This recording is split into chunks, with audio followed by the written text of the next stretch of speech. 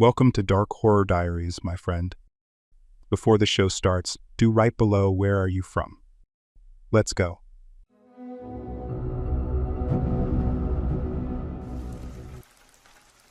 Moving into a new house should feel like a fresh start. At least, that's what I thought as I stood on the porch of the old Victorian, the one my late aunt had left me. The neighbors waved at me as I unloaded boxes, their faces smiling, but carrying that curious, almost watchful expression. The neighborhood was picture perfect. Trees lining the streets, houses well kept, and the kind of peace that you only see in postcards. I thought I'd found my sanctuary. The first oddity came a few days after I'd settled in. Mr. Calloway, the elderly man next door, had shown up with a gift, an antique pocket watch. He told me it was special, a family heirloom passed down through generations. I didn't think much of it at first, assuming it was just his way of introducing himself. But then it happened again. A vase, a silver ring, a framed painting of a sunset. Each gift came with the same line, "It's special, you'll see." The man was kind, but there was something unsettling about him, the way he stared at me as if he were measuring something. I should have been grateful for the gifts. People don't give things away for nothing these days. But something about the items felt wrong. They weren't just old, they were too perfect. Untouched by time, as though they hadn't aged at all. I began to notice small details.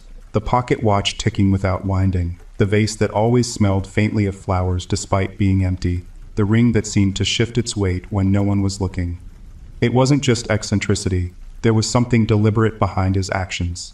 The house itself didn't help. It creaked at night in ways I hadn't expected. The floors groaned under my weight, the wind howled through the old chimneys. But more than that, it was the silence. The house felt like it was holding its breath, waiting for something. One evening, I decided to visit Mr. Calloway, figuring I could thank him for the most recent trinket. A small, intricately carved wooden box. I knocked on his door, and he opened it almost immediately, as though he'd been waiting for me. His smile was too wide, and his eyes gleamed in a way that made my skin crawl. "Come in, Olivia," he said, gesturing toward the dimly lit interior. "I've been meaning to show you something." I hesitated, but curiosity got the better of me. I stepped inside, the scent of old wood and dust thick in the air. As he led me into the back of his house, I froze. There, in the dim glow of a single light bulb, was his collection. The garage was a museum of the macabre. A display of objects meticulously arranged, each with an eerie, personal connection to someone in the neighborhood. The paintings, the jewelry, even a broken mirror from a house down the street, were all laid out with disturbing care. But what caught my eye, more than anything else, was the center of the room. It was a table covered with objects I had recognized, things I thought I'd lost long ago, each one tied to events in my life, memories I couldn't explain. I stepped closer, my heart pounding in my chest. Each item on the table seemed like a piece of my life, memories I had forgotten or perhaps buried too deep. A photograph of me as a child, sitting in front of my grandmother's house. A set of keys I hadn't seen in years, the same ones I had lost when I moved to the house. A single shoe, worn and faded, from the time I twisted my ankle running through the park. It was impossible. How could he have these things? "Mr. Calloway, where did you get these?" I asked, my voice barely above a whisper. He turned to face me, his expression unreadable. "I told you, Olivia, they're special. All of them are. The pieces of you." My blood ran cold. He wasn't just collecting things. He was collecting parts of my past, like a twisted scavenger picking through the wreckage of my life. I couldn't understand it. Why me? Why was I the target of this strange obsession? His eyes glinted in the dim light. "Everything has meaning. Everything tells a story, and I've been collecting them for years." He gestured toward the far wall, where I noticed the edges of more objects, more things covered by sheets. I felt an involuntary shiver crawl up my spine. "Would you like to see more?" I should have said no. I should have turned and walked out of that garage, out of that house, and never looked back. But something inside me pushed me forward, curiosity outweighing my fear. I nodded, though my stomach twisted in dread. Mr. Calloway led me down a narrow hallway that seemed to stretch on forever. The walls were lined with shelves, each shelf stacked with odd objects. Trinkets, books, strange carvings, old letters, each one meticulously catalogued. He pushed open a door at the end of the hall and gestured for me to enter. The room was unlike anything I had seen before. It was a small, dark space, lit only by the faint glow of a single lamp. But the real horror wasn't the dim lighting or the musty smell. It was what lay inside. On every surface, tables, shelves, even the floor, were more objects. More personal items, all from people who lived on this street, maybe even from people who had lived here before. Each object seemed to be linked to a tragedy or a trauma. Items that had witnessed something horrific. A blood-stained jacket. A broken doll with its head twisted backward. A journal filled with pages torn from another's life. I stumbled back, my mind racing. "What is this place? Why are you doing this?" Mr. Calloway stepped forward, his face softening for the first time. "I collect, Olivia. Not just things, but memories. The essence of a person. You see, when you collect enough pieces, you can begin to piece together the story. The truth behind the life. It's a very powerful thing." I wanted to run. I wanted to scream. But my legs felt frozen, like they were rooted to the spot. I was trapped, surrounded by pieces of people's lives, trapped in this house with a man who seemed to have crossed some invisible line. A line between obsession and madness. "Why are you doing this?" I managed to choke out. His voice dropped, becoming almost a whisper. "Because memories are the most precious thing we have, and I've learned how to keep them forever." That's when I understood. Mr. Calloway wasn't just collecting things. He was collecting people's lives, trapping them in time, preserving them in a grotesque museum of memories. And now, somehow, I was a part of it. I felt my breath quicken, my chest tightening as the realization hit me. I wasn't just another collector's item in his twisted museum. I was a part of something far darker. Mr. Calloway wasn't simply obsessed with possessions or memories. He was rewriting history. Using the objects, the keepsakes, the personal items he'd stolen, he was crafting stories. Distorted versions of people's lives, and I was no different. "Why me?" I whispered, the words barely forming on my lips as I backed away from the horrifying display around me. Mr. Calloway smiled, though it wasn't comforting. It wasn't even kind. "It's not just you, Olivia. It's never been just you. You're part of the story now, but you were always meant to be. Every person who's ever lived here has contributed to this collection." He gestured to the items surrounding us, his voice low and reverent. "Each piece is like a page in a book. You can see the narrative unfold." I stared at him, trying to piece together the madness in his words. Each item, a simple trinket, a forgotten book, a misplaced key, was part of a puzzle he had constructed, a puzzle of pain, memories, and stolen pieces of souls. The horrifying thought gripped me. Did he ever truly leave anyone alone? Was there ever a point in time when he didn't lurk in the shadows, collecting the remnants of lives, building his grotesque collection? His next words were softer, but they sliced through the air like a knife. "You've noticed, haven't you? The way the neighbors come and go, how people vanish, how you can never quite remember why. I'm the keeper of their stories, their forgotten parts, the pieces they wish to erase." Suddenly, it hit me. Mr. Calloway wasn't just a collector of objects. He was a collector of the past. Of the unspoken, the buried, the inconvenient truths of people's lives. He kept the broken, the shameful, the darkened corners of everyone's existence. And when someone disappeared, he didn't just let them go. He kept them. He kept their stories. I felt a chill run down my spine. Was I his latest prize? His newest victim? You. I choked on the words. You made them disappear. Mr. Calloway's smile was enigmatic. I didn't make them disappear, Olivia. I merely preserved them. I gave them a home, a place to live forever. I didn't know what to say. How could I? The idea of being a part of his collection, of my life being reduced to a display in his twisted museum, was suffocating. His obsession wasn't just with objects, it was with control, with the ability to freeze time and make people his forever. And now, standing in that room, I understood the depth of his insanity. My eyes scanned the room once more, my gaze landing on an old rocking chair in the corner. It was familiar. I had seen it before. When I was younger, it belonged to my grandmother. I'd spent countless hours sitting in it, listening to her stories of the past. But this one, it wasn't my grandmother's chair. It couldn't be. It's all right, Olivia, Mr. Calloway said, his voice soothing. You'll be here with me, and I'll take care of you. You're part of the collection now. You'll never have to forget. You'll never be lost. I swallowed hard, my mind racing. This man, this sick, twisted man, was keeping pieces of everyone. Pieces of their lives, their essence. And now he wanted me to become a part of his collection too. "I'm not like them," I said, the words trembling out of me. Mr. Calloway's smile deepened. "Oh, but you are. You just don't realize it yet." He stepped closer, his hand reaching out, fingers grazing my arm like a spider's web. "All of us are." I knew then that I had to leave. Before I became nothing more than another forgotten memory in his collection. Panic clawed at my chest as Mr. Calloway's words echoed in my mind. All of us are. The suffocating truth that I was no different from the other lost souls he'd hoarded gripped me like a vice. But even in my terror, I couldn't help but notice how detached he seemed, how his obsession with the collection had consumed him entirely. He no longer saw people as individuals. We were simply pieces in his grotesque puzzle. My pulse quickened as I looked around, scanning the room for any chance to escape. The door was still locked, the key nowhere in sight. But I knew I couldn't stay here, not with him so close, not with his promises of being part of his collection weighing on me like a suffocating blanket. I had to think fast. I needed a way out, and I needed it now. "Where's the key?" I demanded, trying to keep my voice steady, my eyes fixed on Mr. Calloway. He watched me, a strange satisfaction gleaming in his eyes, as if he enjoyed the fear he saw in mine. "Key?" he asked, feigning innocence. "The key is unnecessary. There's no need for you to leave. You're part of something much bigger now."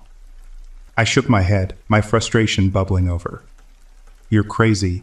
You think you can just take people's lives, their memories, and make them yours?" His gaze darkened, and for the first time, I saw a flicker of anger beneath his calm demeanor. "You don't understand, Olivia. This isn't about control. It's about preservation. I'm offering you a chance to live forever, beyond time, beyond memory." The room felt smaller, suffocating, as his words wrapped around me like chains. I had to get out of there before I became another forgotten piece in his twisted collection. I glanced around the room again. The windows were high up, unreachable, and the walls were covered in shelves laden with objects. Each one a memory, a stolen piece of someone's soul. My eyes fell on the fireplace, a large, looming structure in the center of the room. My heart skipped a beat as I noticed a faint glimmer in the dark recesses of the chimney. It was small, barely noticeable, but I could just make out the outline of something metallic. A grate? The fireplace? It was my only option. "Listen to me, Mr. Calloway," I said, my voice low but firm. "You've collected enough. You've built your twisted museum, but I'm not staying here. I'm leaving, and you can't stop me." He took a step toward me, his face contorting with irritation. "You think you can escape, Olivia? You're mine now, and there's nowhere you can run that will keep you safe."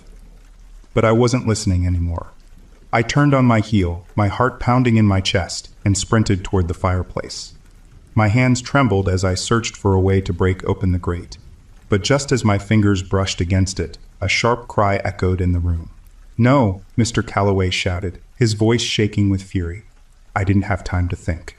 I shoved against the grate with all my strength, and with a loud crack, it gave way. The cold night air rushed into the room, and I could feel the taste of freedom in my mouth. I didn't care how I got out, only that I did. But as I started to climb through the opening, I heard him again, closer this time. "You'll never escape me, Olivia," he warned, his voice low and filled with menace. "You'll always be mine." I didn't stop to argue. My body screamed in protest as I scrambled through the narrow chimney, my hands and knees scraping against the rough stone walls. My heart hammered in my chest as I finally tumbled out into the yard, the night air cold and sharp against my skin. I stumbled to my feet, gasping for breath, but I didn't look back. I couldn't. I had to get as far away from him as I could. I ran through the dark yard, the moon casting long shadows across the overgrown grass. The house loomed behind me, a dark, looming presence that seemed to watch my every move. My legs burned, my breath ragged, but I kept running. I couldn't let him catch me. I couldn't let him take me back. The front gate was only a few steps away when I heard the faintest sound. A soft scraping noise like the rustle of paper. My heart stopped. I turned, and there he was. Mr. Calloway, standing at the front door of the house, watching me with that same disturbing smile. His eyes were wide manic, his hands trembling as he held out a small object. A key. "Don't think you can run forever, Olivia," he said, his voice low but carrying in the still night air. "You'll be back. They always come back." I didn't wait to hear more. I turned and bolted, my feet pounding against the dirt road, the weight of his words lingering in the air like a cold, suffocating mist. I didn't know where I was going, only that I had to leave. I had to get away from him, from the collection, from the dark madness that had taken root in that house. But even as I ran, I knew one thing for certain. Mr. Calloway wasn't done with me, and he never would be. The night swallowed me whole as I ran, the darkness pressing in on all sides. My breath came in ragged gasps, each inhale a desperate plea for air. My legs ached, my body trembling from the sheer force of my panic. But the words that haunted me were not the ones Mr. Calloway had spoken. They were the ones I'd heard in my own mind, ever since I'd discovered the true horror of his collection. "You'll always be mine." I couldn't escape that thought. No matter how fast I ran, how far I went, it felt as though something was chasing me. Something far worse than Mr. Calloway. The idea that I might never truly be free. That no matter what I did, my life had already been written into the twisted tapestry of his obsession. But I couldn't let that stop me. I couldn't give in. I pushed through the brush and into the woods, the trees standing like silent sentinels in the moonlight. My mind raced, desperately searching for any plan, any way to stop the nightmare that had unfolded in that house.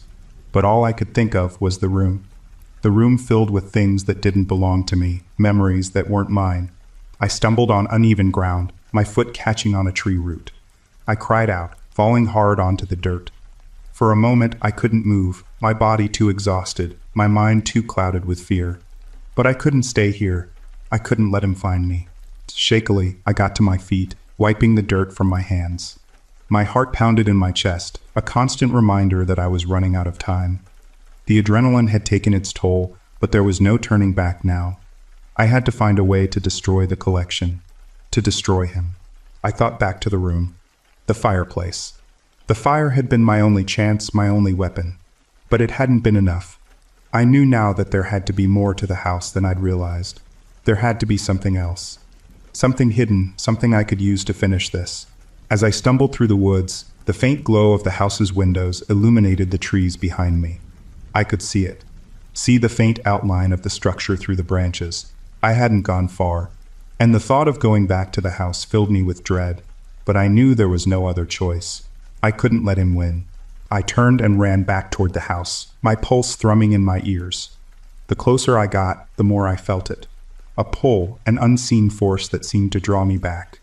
But I wasn't going to let that stop me. I had one chance, and this time I wouldn't hesitate. I reached the edge of the yard, crouching low in the shadows, my breath shallow as I watched the house. Mr. Calloway was nowhere to be seen. I crept forward, my body tense, every step a careful calculation. The windows were dark now, the door still ajar. I had to get inside. I had to destroy everything.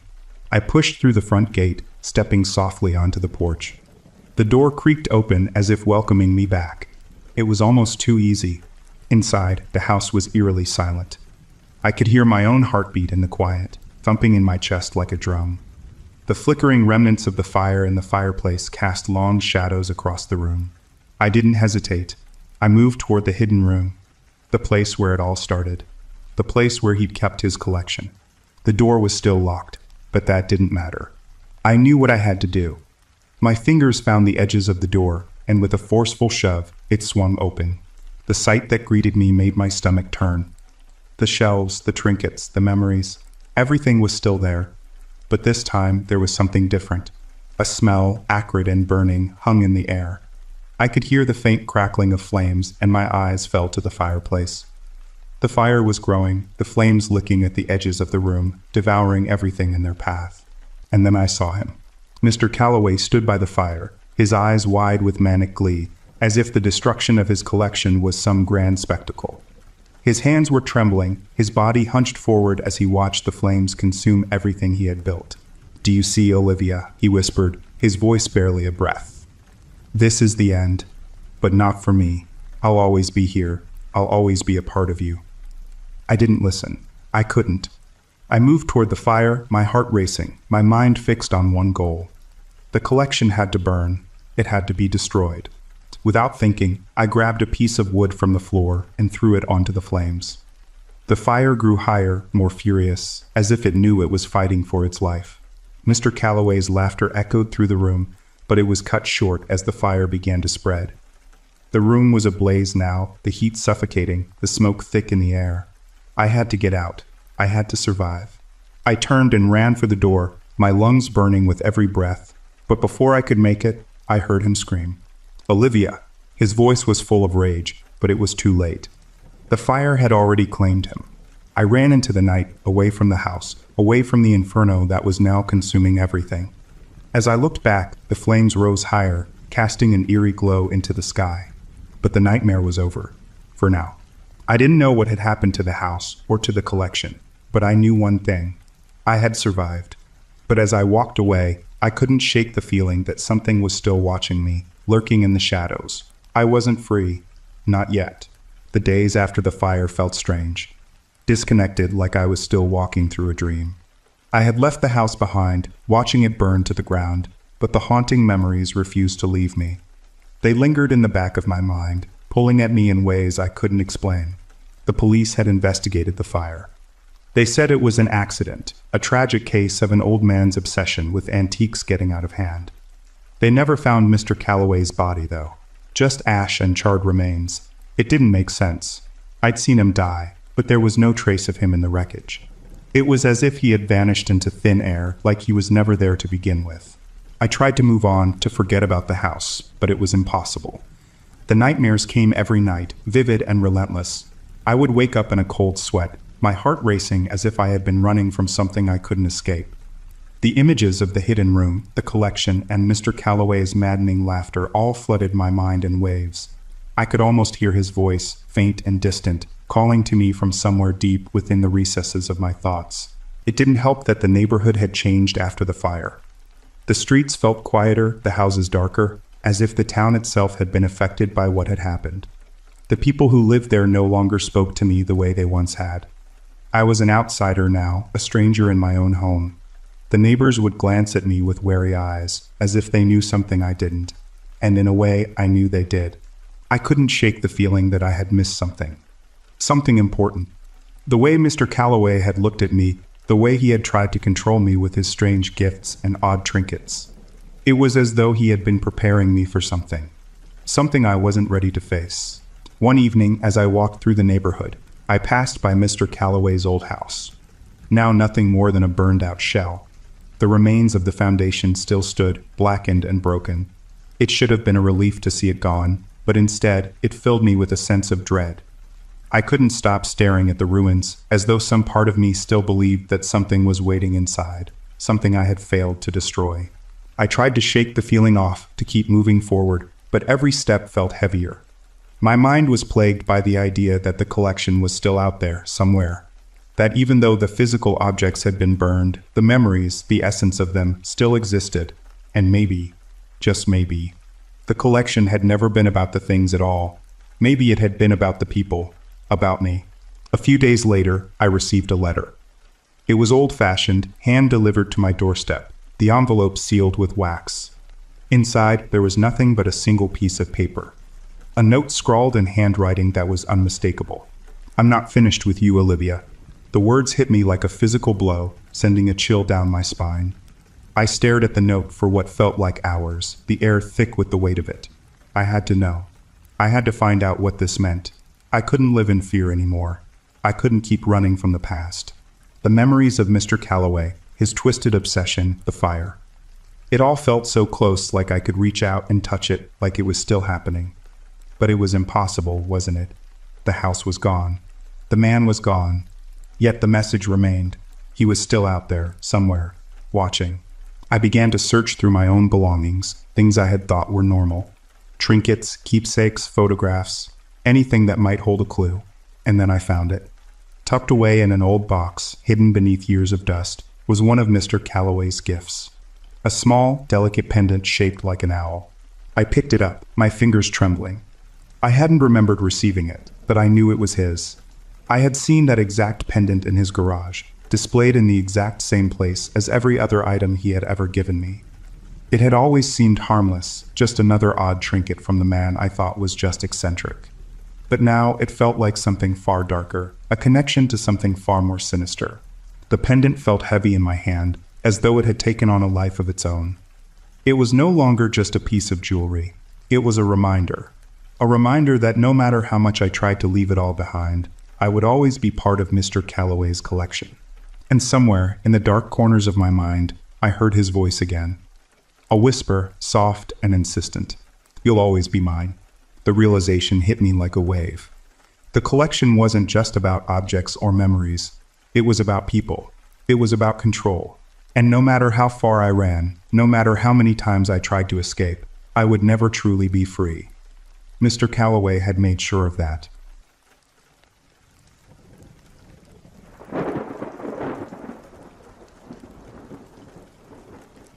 I had a very creepy neighbor once. I actually ended up breaking my lease over how much he creeped me out. He had a bit of an uncanniness about him. It was mainly his pupils, while they were round. I can't really say they were circular.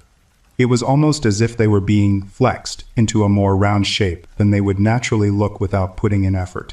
His eyes were always straining. There were also the veins. For all the marijuana smell coming from his apartment, his beady little eyes never really had the red hue. It was always a bit more bluish.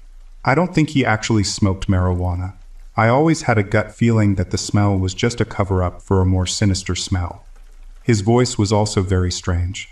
We didn't speak much, but when we did, it almost sounded like he was multiple people at once. One time I saw him talking to some other creepily similar-looking dude in the hall, and I swear his mouth didn't even move. He always had people coming in and out of his apartment, though I definitely feel like I've seen more people enter than leave. I'm not exactly sure what they were getting up to in there, but I've always been the live and let live type, so I never questioned them.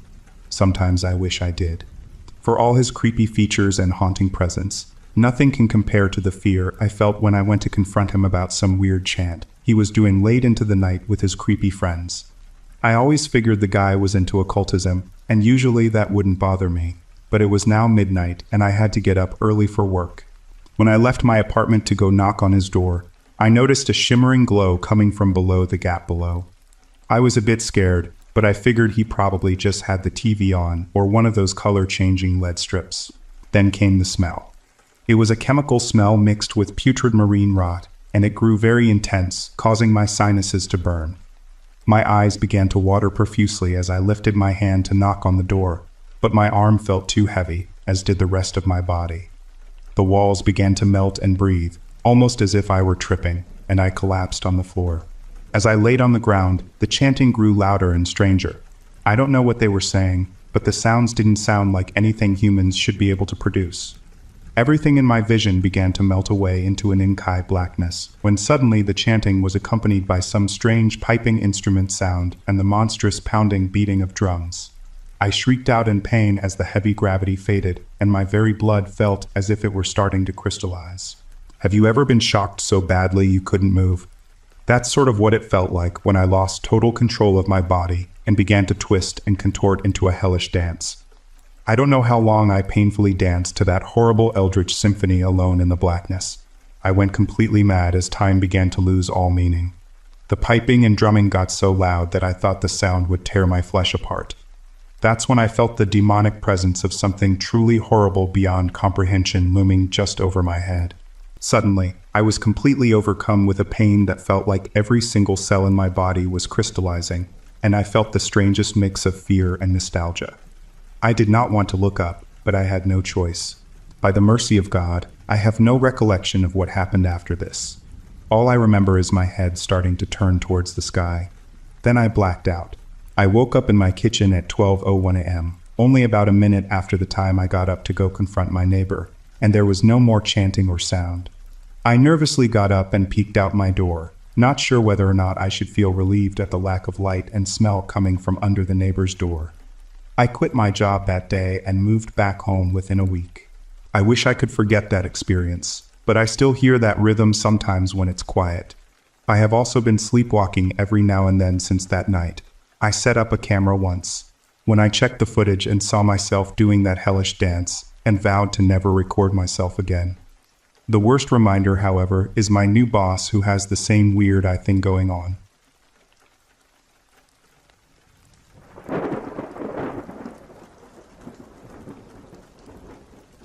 I've never been one for quiet neighborhoods.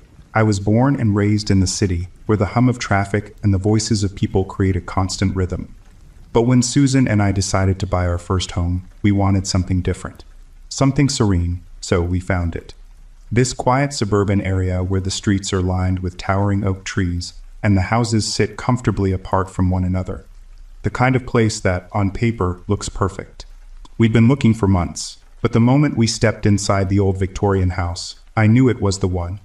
It was bigger than anything we'd ever imagined, with creaky wooden floors and an overgrown garden that looked like something out of a Gothic novel. The house had character. It felt like it had a history, even though the realtor had assured us it was only built in the 1930s. Our next-door neighbor, Mrs. Elston, seemed to have lived here for decades. You couldn't miss her. Sitting on her porch, wrapped in a blanket, watching us with intense, almost piercing eyes. She never waved or said much. Just sat there, always staring as we moved in, unpacked, and started our new life. Susan, of course, didn't think anything of it. She was the type who could find beauty in everything. Me? I couldn't shake the feeling that something wasn't quite right about Mrs. Elston. The first time I spoke to her, I tried to make small talk. "How long have you lived here?" I asked, trying to be friendly. She smiled faintly, her lips tight. "Decades," she said, her voice as thin as the air between the trees. "This neighborhood's been through a lot." It was an odd response, but I shrugged it off. After all, I was a man who believed in moving forward, not looking back. Yet, as the days wore on, I couldn't help but feel uneasy whenever I saw her sitting on that porch. There was something in her eyes, a sharpness, that made me uneasy. It was like she was watching us for a reason, but I couldn't figure out why. A few nights later, as we sat in the living room, I mentioned it to Susan. "Do you ever get the feeling that Mrs. Elston's watching us?" Susan laughed, not even glancing up from her book. "You're just imagining things. She's just an old woman, James. Probably lonely." I wanted to believe her. But the truth was, I couldn't stop feeling that the old woman knew something we didn't. Something that made our new house feel less like a dream and more like a trap. That night, as I lay in bed, I heard a soft tapping sound coming from the hallway. I rolled over, expecting Susan to be asleep beside me, but she wasn't. The tapping continued, faint but distinct. My skin prickled. Something wasn't right. I didn't get out of bed. But the next morning, when I checked the house, everything seemed fine. No signs of anything unusual. Still, I couldn't shake the feeling that something was hiding in the walls of this house. Something that didn't want to be discovered. I told myself it was nothing. But deep down, I knew it was only the beginning. And that, somehow, Mrs. Elston was at the center of it all. The days blurred together after that night, each one feeling just like the last. We were still adjusting to the house, unpacking boxes, getting settled. Susan seemed to enjoy the quiet. She spent her days painting and organizing, while I tackled the repairs and odd jobs. But there was something gnawing at me, a persistent unease that I couldn't shake.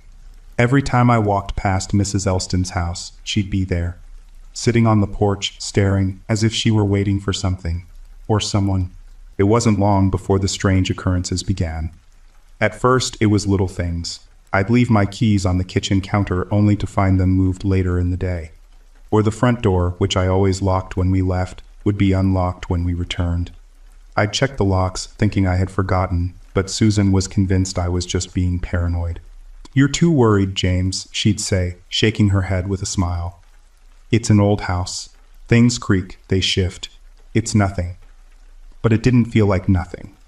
One morning, I found a small porcelain doll sitting on the kitchen table. I was certain I hadn't left it there. Susan hadn't bought it. Neither of us had seen it before. The doll was unsettling. Its eyes too wide, its smile too forced. I asked Susan if she had placed it there as some sort of joke. She looked at me, confused. "No," she said, her voice soft. "I haven't even seen that thing before." I stared at the doll for a long time, trying to figure out how it got there. But the more I thought about it, the more I realized something even stranger. I couldn't remember when I'd last seen the kitchen empty.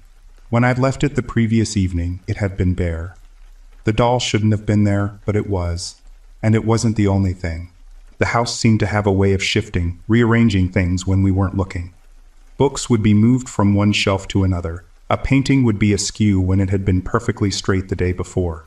At night, Susan would sometimes complain of hearing whispers, faint voices that she couldn't place. I tried to convince her it was just the wind, the old house settling. But the more I ignored it, the more it all added up.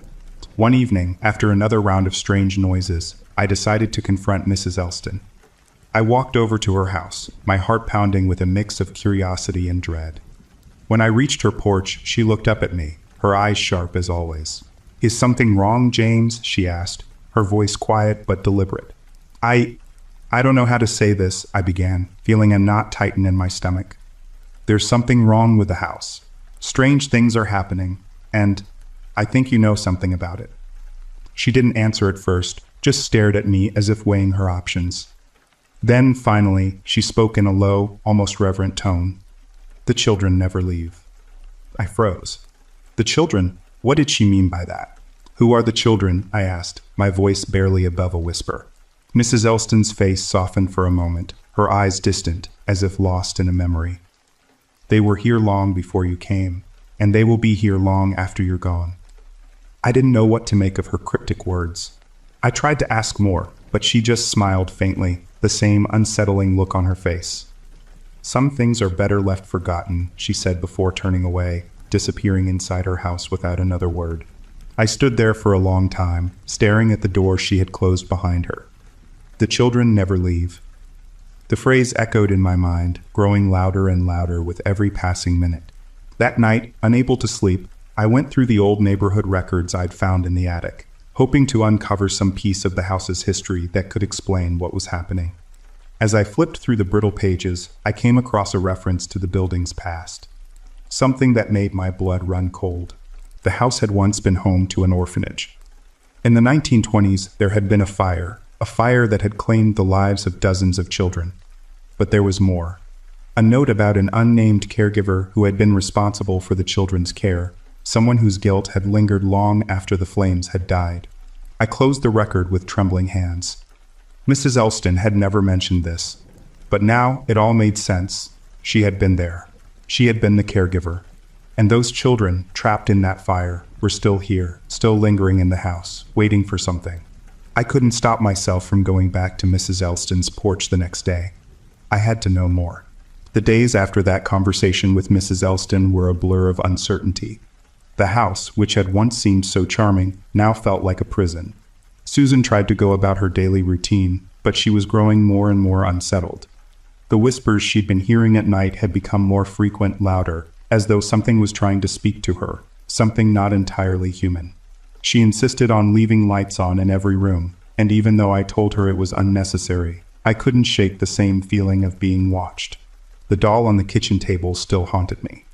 Every time I passed it, its painted eyes seemed to follow me. But that wasn't the only thing that unnerved me. There was a strange coldness to certain parts of the house now. Cold spots that would appear for no reason, as though the air itself had thickened and hardened into something unnatural. I spent my nights combing through the town's historical records, searching for anything that could explain what Mrs. Elston had said. I went to the local library, digging through the brittle newspapers from the 1920s. That was when I found it, a news article dated just days after the fire at the orphanage. The headline was simple, almost too straightforward. "Tragedy strikes local orphanage. Dozens of children perish in blaze." The article gave the bare facts. How the orphanage had burned to the ground in the dead of night, trapping the children inside. The fire had spread too quickly for anyone to escape. But what caught my attention wasn't the tragedy itself. It was the line buried in the middle of the article that mentioned the orphanage's caregiver, a woman by the name of Agnes Elston. She had been arrested after the fire but released shortly afterward, the authorities claiming there wasn't enough evidence to charge her. The article didn't explain why, but the implication was clear. Something had gone horribly wrong. Agnes Elston. It was Mrs. Elston. The same woman sitting on her porch, watching us. My gut twisted with the realization. She wasn't just a bystander in the tragedy. She had been the one responsible for those children, the one who had failed to save them. And now she was here. Still living in the same neighborhood, still watching, still haunted by the past. I went back to the house late that night, desperate for answers. The house was cold, silent, but there was an oppressive weight to the air, as if the walls themselves were holding their breath. I walked through the rooms, checking every corner, until I reached the attic, the one place I hadn't explored thoroughly. It was dusty, filled with old furniture and boxes, but something about it felt different now, almost alive. As I sifted through the boxes, I found a small wooden chest. It was old, the wood darkened with age, but it didn't seem like something that should have been hidden away. I opened it cautiously, my heart pounding. Inside, I found several items that made my skin crawl. Handwritten letters, yellowed photographs of children, and a strange collection of toys, many of them broken or worn down by time. But what really stood out to me were the drawings. The children had drawn pictures. Pictures of the house, pictures of Mrs. Elston, and pictures of themselves. In every drawing, the children were crying, their faces twisted in fear and pain. I felt a sharp chill run down my spine. This wasn't just a collection of old memorabilia. These were memories, trapped memories preserved by some twisted force. I could almost feel the children's anguish as I stared at their drawings. That's when I heard it. A faint, high-pitched laugh echoing through the attic. It was soft, almost playful, but there was something horribly wrong about it. I spun around, but there was nothing there. Just the shadows, flickering in the dim light of the attic. I slammed the chest shut, heart racing, and stumbled back down the stairs. The house felt alive now, as if the walls were closing in around me, pressing down on me. The laughter still echoed in my mind, growing louder, more insistent. When I returned to the living room, Susan was sitting on the couch, staring blankly at the wall. Her eyes were wide, unblinking. I rushed over to her, shaking her gently, but she didn't respond. It was like she wasn't even there.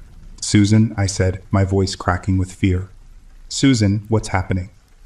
She finally turned to look at me, but there was something in her eyes. Something hollow, something that wasn't her. Her voice came out in a whisper, barely audible, as if she were speaking from a great distance. "They want me to stay. They want me to be with them."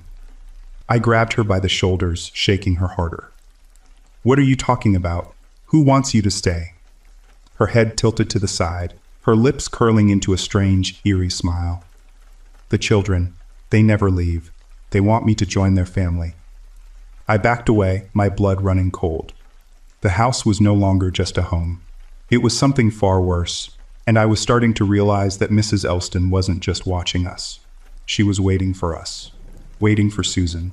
I couldn't shake the image of Susan's hollow eyes and that eerie smile. It wasn't her. This wasn't the woman I'd married, the woman who had filled our home with laughter and love. Something had changed. Something dark and ancient had taken hold of her. That night, I stayed awake, pacing the floors, unable to sleep. Every creak of the house, every whisper in the wind, seemed to be feeding into the growing dread that something terrible was about to happen. I didn't know how much longer I could keep pretending everything was fine. Susan, on the other hand, seemed almost at peace. She sat in the living room, staring out the window, her fingers twitching as if she were playing with something unseen. The days that followed only made things worse. Susan was slipping away, her thoughts no longer her own. I'd catch her talking softly to herself, murmuring in a language I didn't recognize. She would wander the house at night, her steps silent, her eyes vacant like a sleepwalker. And all the while, I could feel Mrs. Elston's presence hanging over us like a storm cloud, watching, waiting. Desperate, I returned to the historical records, trying to understand what kind of curse had taken hold of my wife. That's when I came across the true horror. The final detail of the orphanage fire that no one had bothered to explain. The building wasn't just an orphanage. It was a place where children had been kept, not just as wards of the state, but as subjects of a twisted experiment in control and manipulation. Mrs. Elston had been a caregiver, yes, but she had been far more than that. She had been the one who controlled them. Controlled the children, feeding them on guilt, on fear, until they became something else entirely. Something that wouldn't die. The fire had not just claimed their lives. It had bound their souls to the land itself. And now, decades later, those souls were calling out. Calling for new recruits. They were looking for someone to replace them, someone to join their twisted, ghostly family. And Susan was the one they had chosen. I had to act. I couldn't let her become another part of Mrs. Elston's collection. The memories, the spirits, they weren't just trapped here. They were manipulating her, pulling her further and further into their world. The line between the living and the dead was starting to blur, and I was afraid that if I didn't do something, Susan would be lost forever. I confronted Mrs. Elston in her yard the next morning. She was sitting on her usual spot on the porch, her eyes watching me like a hawk. She didn't smile this time. Instead, she just stared, as if she knew what I was about to say. "What have you done to her?" I demanded, my voice shaking with a mix of anger and fear. Mrs. Elston didn't move, but her gaze never left me. "You think you can save her?" she asked, her voice thick with a tone I couldn't quite place. "You think you can take her from them?" "They're not her family," I said, the words spilling out before I could stop them. "She's not one of them. She's my wife." "The children never leave," she repeated, her voice barely a whisper. "They don't need to. They only want to be remembered. And once they have you, you'll never leave either." I felt a cold shiver run through me, a deep, gnawing feeling that something far worse was about to happen. Mrs. Elston's words were like poison, sinking deep into my bones. The children weren't just dead. They were lingering, feeding on the living, using them as vessels for their sorrow and pain. "I won't let you have her," I spat, my chest tightening with the weight of the truth I was starting to understand. "Whatever you've done to her, I'll undo it. I'll burn this house down if I have to." Mrs. Elston didn't flinch. She didn't react at all. Instead, she simply stood, her frail body moving with unnatural speed as she approached me. Her eyes locked onto mine, and for a moment I saw it. The darkness that had always been there, lurking beneath the surface. "The fire never finished," she said softly. "The children never leave, James, and neither will you." Before I could react, she turned and walked back into the house, leaving me standing there, frozen with fear. I felt the weight of her words settle into me, as though they were a warning, a threat that I couldn't escape. But I wasn't going to give up. Not now. Not after everything we'd been through. I had to save Susan, even if it meant destroying the house, destroying the spirits, destroying everything that had been built on this cursed land. The children wanted her. But I was going to take her back. I didn't sleep that night. There was no way I could, not with Susan slipping further into the grip of whatever dark force was taking hold of her. The house was quieter than usual, as if it too knew something terrible was about to happen. The walls seemed to close in on me, every creak, every whisper, a reminder that time was running out. The next morning, I began preparing. I knew what I had to do. The house needed to burn. Everything needed to be destroyed. Mrs. Elston, the spirits of the children, the twisted hold they had over Susan. It all had to end. I gathered what I could find. Gasoline, matches, anything that would set the fire in motion. The house would burn to the ground, and with it, everything that had been tied to it. But there was one thing I couldn't escape. I couldn't burn it all without confronting Mrs. Elston. I didn't want to go back to her house, but I had no choice. If I was going to free Susan, if I was going to free the children, I had to face the woman who had kept them bound for so long. I needed to destroy her hold on Susan, and I needed to make sure she could never hurt anyone again. I found her sitting on the porch once more, her wrinkled hands folded in her lap. She didn't look at me as I approached, but I could feel her gaze, heavy and cold, bearing down on me. She knew what I was planning, and she wasn't afraid. She never had been. "You're making a mistake," she said, her voice so calm it was almost a whisper. "You can't destroy what's already dead." "I'm not trying to destroy the dead," I snapped, my voice tight with fury. "I'm trying to free them." She let out a soft chuckle, the sound brittle and hollow. "Free them? They don't want to be free, James. They want to stay with me. They're just children, after all." "They're not children anymore, Mrs. Elston," I said, stepping closer, my heart pounding in my chest. "They're ghosts, and I'm not going to let you use them to trap my wife. I'm not going to let you trap anyone else." Her eyes flickered to me then, and for the first time I saw something dark, something terrifying behind them. "You think you can take her away from me," she hissed. "You think you can undo what I've done." "I will," I said, my voice steady despite the fear gnawing at my insides. "I'll burn this house down, and I'll make sure you never touch anyone again." She smiled then, but it wasn't a pleasant smile. It was cruel, filled with centuries of regret and malice. "You don't understand. I never wanted them to die. I only wanted them to stay with me. But now they are part of me, and I am part of them. You cannot separate us." Before I could respond, the air in the yard shifted. A chill swept through the air, and I felt something. No, someone touched my shoulder. I spun around, but there was nothing there, just the empty yard, the shadows stretching long in the early morning light. But then I heard it, soft like the rustle of a whisper, but growing louder. The sound of children's laughter, not joyful, but hollow, empty. And then I saw them, the children. Pale, their eyes wide and unblinking, their faces twisted in a mix of fear and hunger. They were all around me in the yard, standing on the edges of the house, watching me with blank, lifeless stares. They were the spirits Mrs. Elston had kept trapped all these years, their souls bound to the house, bound to her. I could feel their pull, their longing, their desperate need to be free. And in that moment, I understood what had to be done. I wasn't just fighting Mrs. Elston. I was fighting the house itself, the land, the very memories of the children that had died there. It was more than just one woman. It was a curse that needed to be broken. I reached for the gasoline, the match in my hand shaking, my heart racing. The children's laughter grew louder, and I could feel their cold breath on my skin. Mrs. Elston wasn't just a woman anymore. She was part of them. She was their keeper, their mother, and their tormentor. I lit the match, the flame flickering as it touched the gasoline-soaked wood.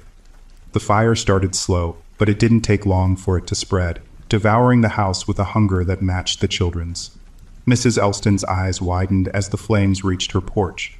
She reached out, her hands trembling, but it was too late. "No!" she screamed, but the sound was drowned out by the roar of the fire. I didn't look back as I ran toward the house, pushing past the children's spirits, feeling their icy fingers brush my skin. I didn't care anymore. The house was burning, and with it, Mrs. Elston's twisted legacy. When I reached Susan, I found her standing at the edge of the yard, her eyes blank, her body stiff. But I could see the faintest glimmer of recognition in her eyes, something that had been lost for so long. "Susan," I said, my voice breaking, "it's time to go." She didn't answer, but I took her hand, pulling her away from the fire, away from the house that had once held us captive. The spirits of the children wailed, their cries mixing with the sound of the flames, but I didn't stop. We had to leave. The house was nothing but ashes by the time we made it to the end of the street. The fire had consumed everything. Every room, every secret, every part of that house where Mrs. Elston had kept the children's spirits bound. The air still reeked of smoke, thick and acrid, and the wind carried with it the faintest whispers, echoes of the lives that had been lost there. Susan's hand was cold in mine, but she was with me. I could feel her presence, even though she hadn't said a word since I'd pulled her away from the fire. She was still distant, her eyes unfocused, as if something was holding her just beyond reach. I kept walking, pulling her with me, not sure what to say, not sure if there was anything I could say. We didn't speak for hours. We just walked, the town behind us growing quieter as we moved farther away from it. I wasn't sure where we were going, but I knew we couldn't go back. Not now, not after what had happened. That night, we found a motel on the outskirts of town. The room was small, barely enough to fit the bed and the dresser, but it was enough. Susan didn't even react when I helped her inside. She didn't even seem to notice the cramped space, the dingy carpet, the flickering fluorescent lights. It was like she was trapped in some distant place, a place far away from everything that had happened. I sat beside her on the bed, staring at her, willing her to look at me, to say something, anything. But she didn't. It was as though her mind had gone somewhere else, somewhere I couldn't follow. I didn't know what to do. I had saved her, I had freed her from that woman's grasp, but I hadn't saved her from the damage that had already been done. The days that followed were a blur. We moved from town to town, never staying in one place too long. Susan didn't speak, but I could feel her presence like a shadow trailing me wherever I went. I tried to keep the conversation going, tried to keep things normal, but nothing felt normal anymore. I knew that what we had experienced would stay with us forever. That house, Mrs. Elston, the spirits of the children, they would haunt us for the rest of our lives. I couldn't help but wonder how many others had suffered the same fate. How many had moved into that house, only to fall victim to Mrs. Elston's twisted obsession. The thought made me sick to my stomach. I had tried to save Susan, but I couldn't erase the memories. I couldn't take back what had happened. One evening, a few weeks after the fire, we sat in a diner in a town we didn't know. The booth was small, the air thick with the smell of grease and coffee. Susan sat across from me, staring out the window, her hands folded in her lap. She was still silent, but she seemed to be looking at something far away. I knew she was thinking about it. The house, Mrs. Elston, the children. I could feel it, even though she didn't say a word. I didn't know if Susan would ever fully recover. I didn't know if I would. But I did know one thing. The nightmare was over. Mrs. Elston was gone, the house was gone, and the children had finally been freed from their endless torment. The waitress came by with our coffee, and for the first time in weeks, I felt something resembling peace settle over me. The road ahead was uncertain, but it was ours to walk.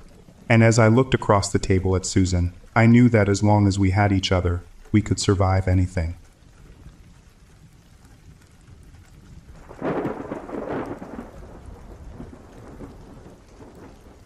The story of my upstairs neighbors from hell. I have to tell the story of my upstairs neighbors from hell. I recently moved into my dream apartment. I knew it was everything I had ever wanted in a flat the moment I walked in the door at the viewing. It was not too expensive, so I put in an offer. After a few nail-biting days, I received the phone call. The place was mine. I was warned that the place was not very quiet, but I have never been a light sleeper, so that did not deter me at all. I was overjoyed at the prospect of living in my dream home. I packed up my whole life into boxes. I went to IKEA to pick out furniture. No less than 3 trips to be accurate. I spent way too much money, especially on things I did not really need, things that just added that little extra to the place. I was in love with that flat, and people do crazy things when they are in love. That first night, after the movers brought my furniture and IKEA had dropped off all my new stuff, I just sat on the couch and took in the fruits of my labor. I had never been happier with a flat in my life. And after years of weird flatmates and other people's hair in my shower, I felt like I deserved this. My own little palace. And then it started. The upstairs neighbors. Just them walking around sounded like a herd of wildebeest fleeing a lion. I knew a couple lived there. It baffled me how it was possible for 2 people to make that much noise. It bothered me to be sure, but I was not too worried. Like I said, I am not a light sleeper, and they had to go to bed at some point too, right? Wrong. After a few weeks in that place, it became painfully obvious that these people never slept. Not only did they never sleep, they would spend every night rearranging furniture or something.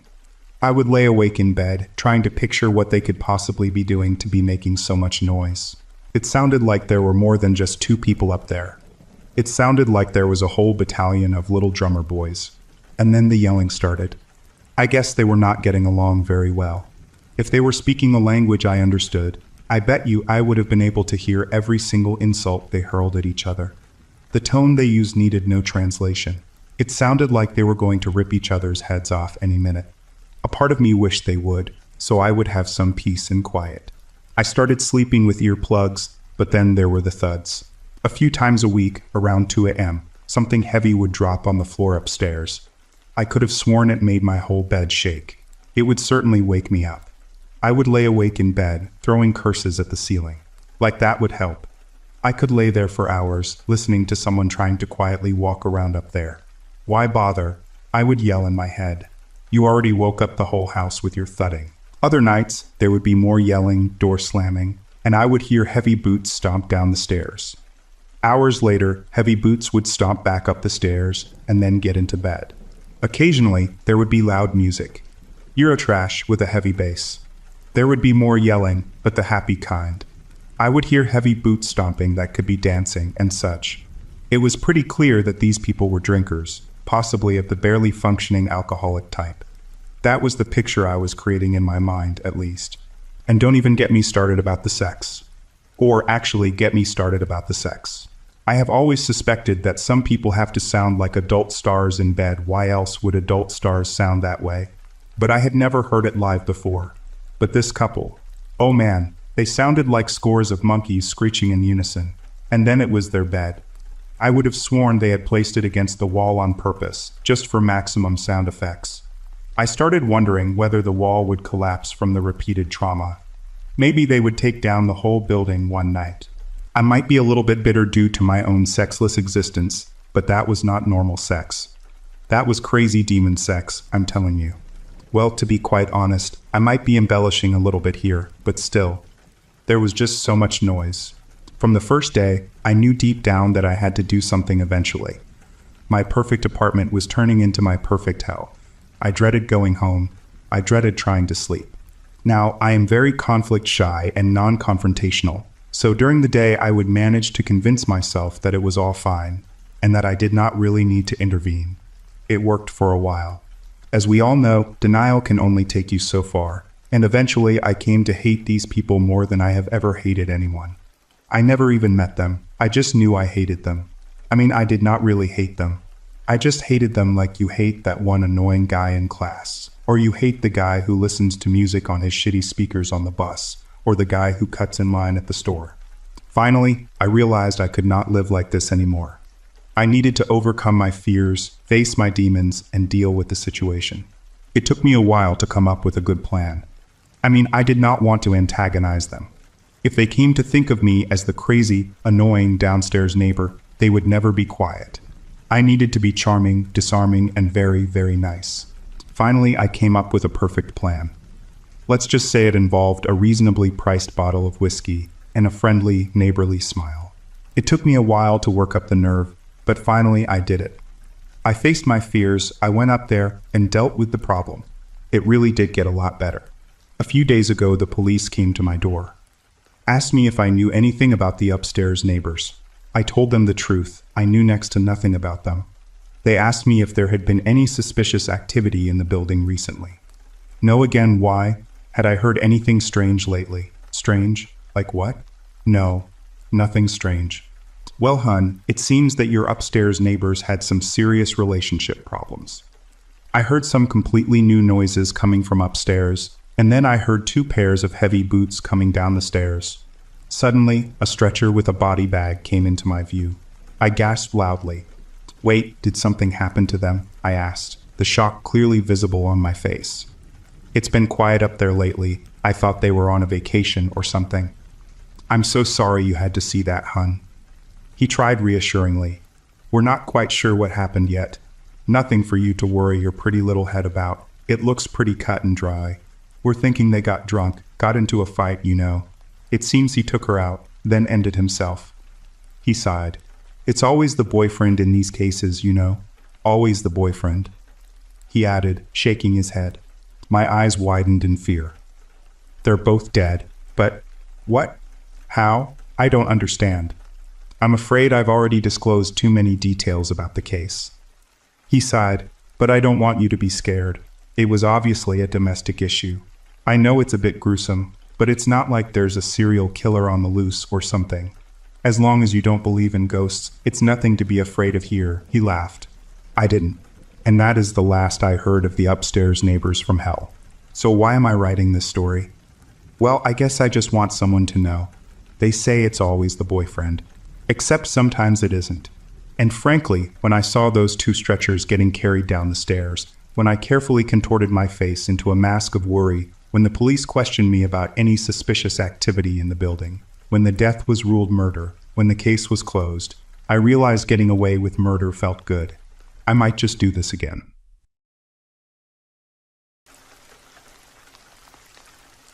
Recently, I asked my girlfriend Kelly to marry me. Being the incredibly modest, attractive, lovable person I am, she of course said yes. The night we got engaged, we partied hard with our friends to celebrate.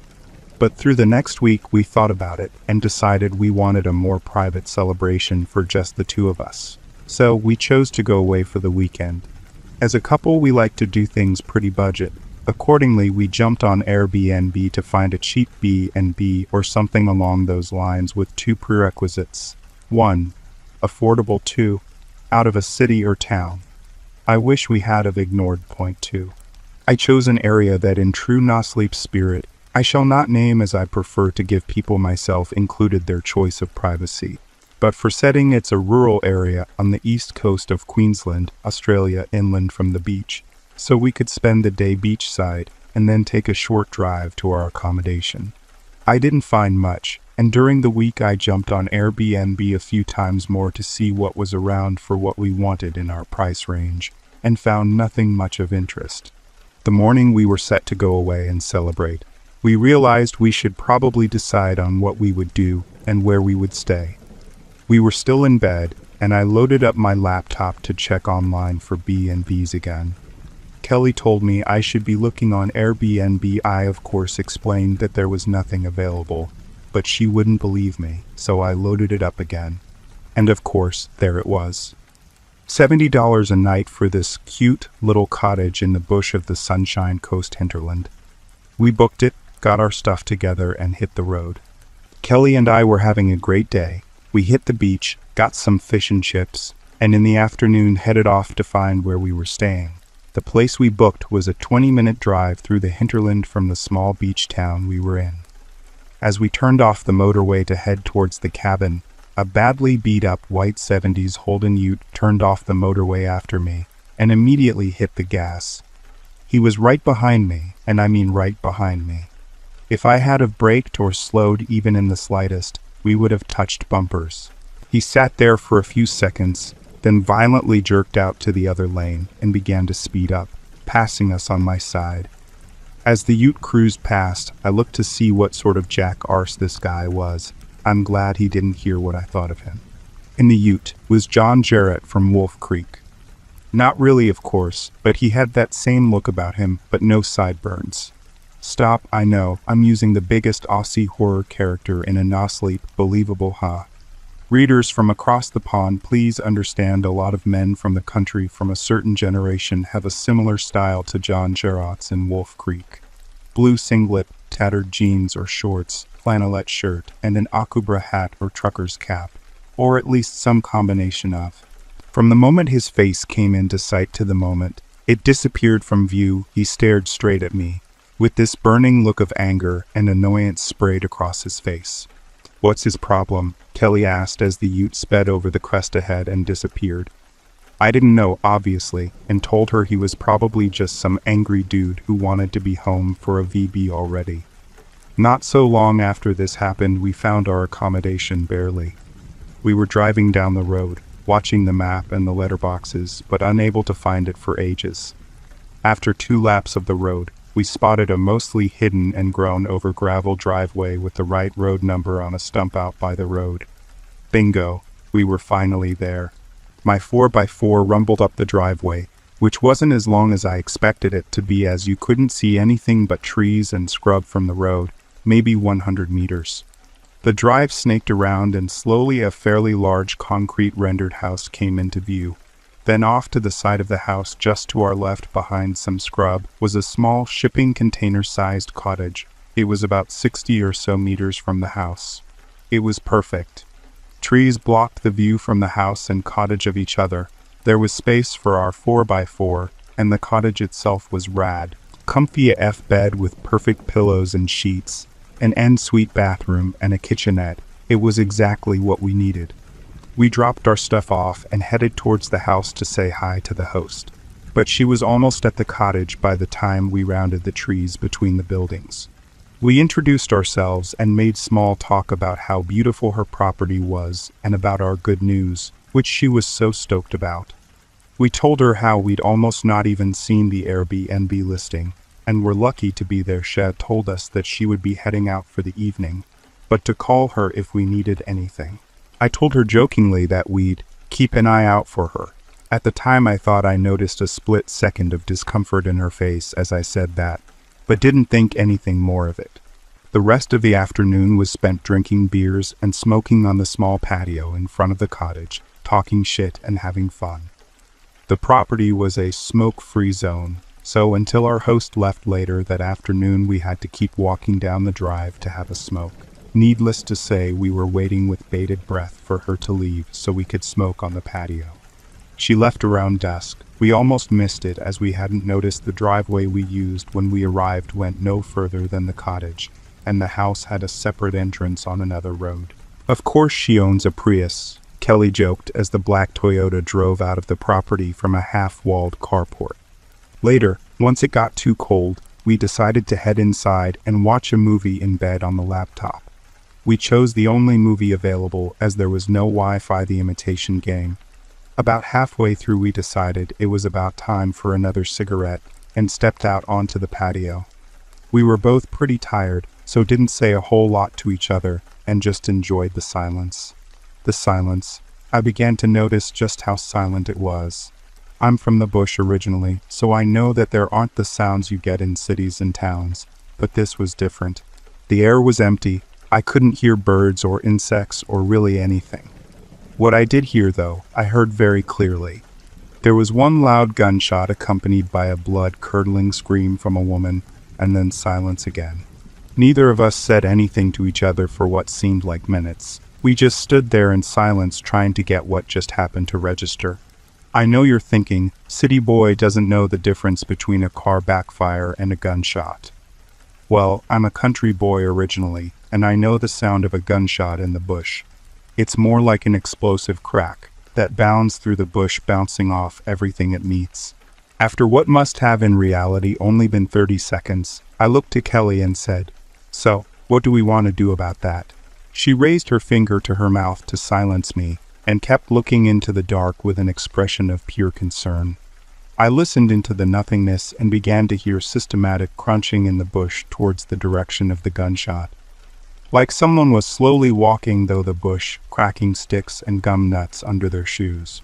"Go inside, turn the lights off, call the police and cuddle till it's over," she asked a minute or so later in reply to my earlier question. I agreed with her choice of action.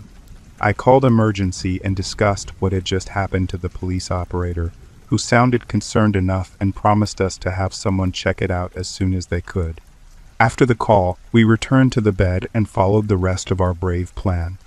For the next 10 minutes we laid there, squished together mostly in silence, so we could listen out for anything untoward outside the cabin. When we did talk, we discussed the options of what was probably really happening out there. We decided that it was most likely some stupid kids or adults really letting off a hunting rifle, and some girl or woman, or let's be honest, could have been a guy was stupidly screaming at the sound. We had managed to mostly calm ourselves down after those 10 minutes, until our peace was interrupted again. Outside the side window of the cottage our bed was pressed against was a sensor light. You got it. 1 minute it was dead dark, the next minute light was blasting through the blinds. We both gripped each other hard at the shock, and sat like stones in the bed. I can't vouch Kelly anymore, but mostly in my head I was trying to convince myself that it was just a possum or a wild cat. I almost had myself believing that, until the next sensor light went on. This one was located at the front of the cabin where the patio and door were, on the adjacent side to the first light. Kelly had closed all the curtains, so I couldn't really look outside from the bed to see anything, and it was a difficult angle as the front door was at the same level almost as our heads, but I kept feeling like I could see a shadow moving around, though there was really nothing there. Less than a minute later, the far side sensor light flicked on, and then almost immediately the fourth light went on that shone on to the makeshift car space. We didn't do anything. We didn't feel we could do anything. There hadn't been any sounds during this, only the lights, so it still could have been anything. The car was of course also in the car space, so if it was something or someone, we couldn't escape as weren't going anywhere near where the sensor lights had been activated. After what seemed like forever, the lights timers turned themselves off one by one. After that, we were granted reprieve from the events of the evening. We started talking again about how it was just kids playing with a hunting rifle and a scared cat running around the building looking to hide, or something. We don't really have much gun violence in Australia since our gun laws changed 20 years ago, so it was much more likely that we were wrong about the nefariousness of the gunshot. The only thing that didn't really work for me in this explanation was the scream. It didn't sound like a scream of shock or excitement. It sounded like fear, terror, loss, and all of the awful reasons people scream like that. Despite all of the events of the night, we finally managed to calm down and start to drift off. I wouldn't say I slept until almost daybreak, but I was pretty out of it for the rest of the night. The next morning we got our things together and headed out early. We had things planned and sure as shit wanted to get the F out of there. Before we left, we each had a quick look around the cottage in the light to see if anything seemed off. Everything was pretty normal until I looked at the window next to our bed from the outside the cottage. What looked like a greasy face print like the nose and forehead stared back at me from the outside window. Kelly didn't see it, And I didn't even know if that's what I was, so I let it be and noped the hell out of there. As we pulled out of the car space, I thought that maybe we should go say goodbye to our host, but I couldn't see our host's black Prius in her carport. I thought I could make out a white vehicle on the other side of the carport that I assumed was her second vehicle. I turned to Kelly. I think Nellie got a little lucky last night. She didn't find it that funny. We went to an aquarium at one of the bigger towns on the way back to the city we lived in, had some lunch, and got back on the highway to go home. We were maybe an hour down the highway, about halfway home, when I saw in my rear view a white ute screaming up the outside lane in my direction. As it got closer, I started to think more and more that it was the same Jack Arse in the Holden ute from the day before. I know I should have been watching the road, but I couldn't not look as he drove past me. Sideburn less John Jarrett didn't make eye contact straight away this time, but as he came level with me, it seemed like he felt my gaze and turned his head towards me. He slowed his speed and coasted next to me for a few seconds, long enough to stare me straight in the eye, raise a finger to his mouth, and wink at us. Once it seemed like he felt he'd made us uncomfortable enough. He sped up and slowly kept making his way past us to wherever he was going. This time as he drove past, I saw something I hadn't seen the day before when he overtook us. From my high position in the 4x4, I saw in the tray of his ute a long calico-looking bag or drop sheet wrapped around something about 5 or 6 feet long. It bounced around slightly as he hit cracks and bumps in the road. The last bump I noticed before I crashed our car into the tree-lined median strip between the lanes was our host Nellie's lifeless face coming free from the bag as the ute hit a particularly large pothole.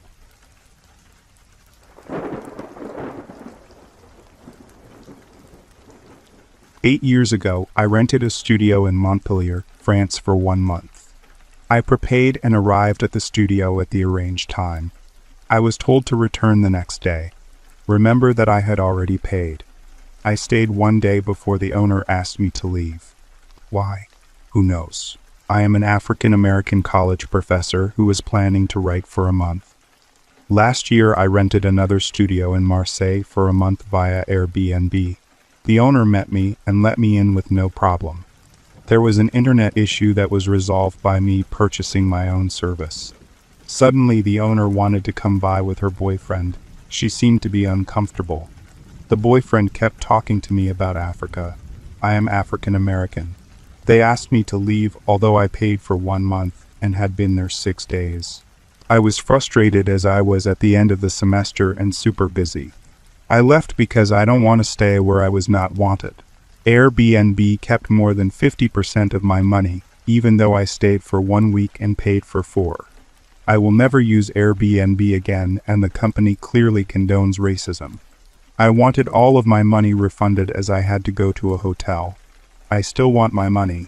Never again will I use Airbnb. I tell my friends and everyone I know not to use them. As a citizen, there is no way in hell that I would rent an Airbnb in the US, never.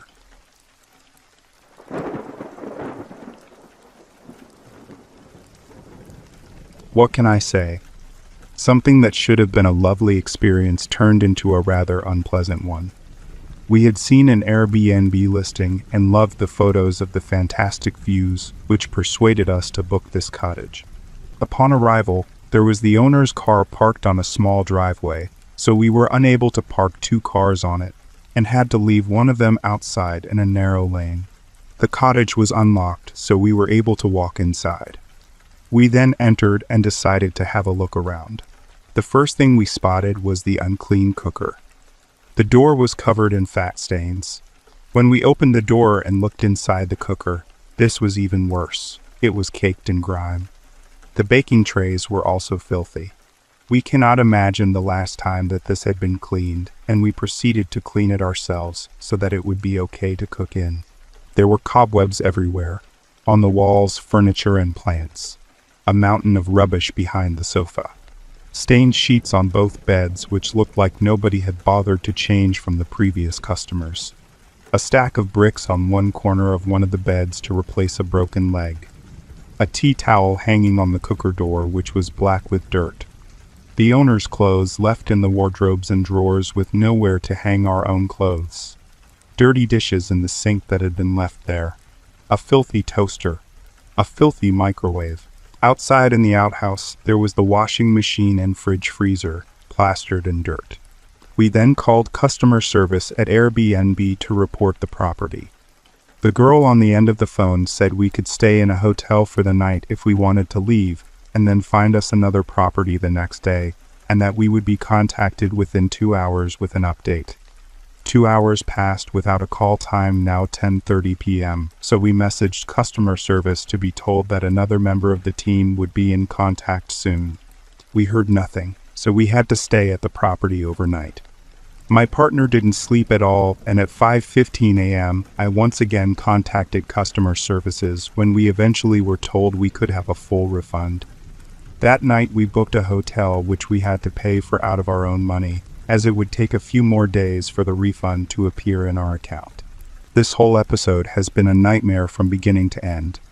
Properties in this condition should not be allowed to feature on the Airbnb listings. The host's excuse that there must have been a mix-up with her cleaner just doesn't cut it for us. This property had not been cleaned in months, and we have the photos to prove it. It has left us feeling disgusted and very angry, as this should have been a great experience spending time away, only for it to be ruined with state of the property and lack of contact from Airbnb. We will definitely think twice before booking again.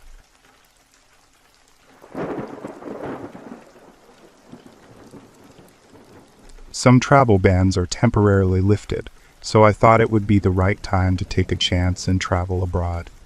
Normally, I am a bit wary about using Airbnb, but since the date I was looking for was precisely during Easter, prices were pretty high as well as limited availability.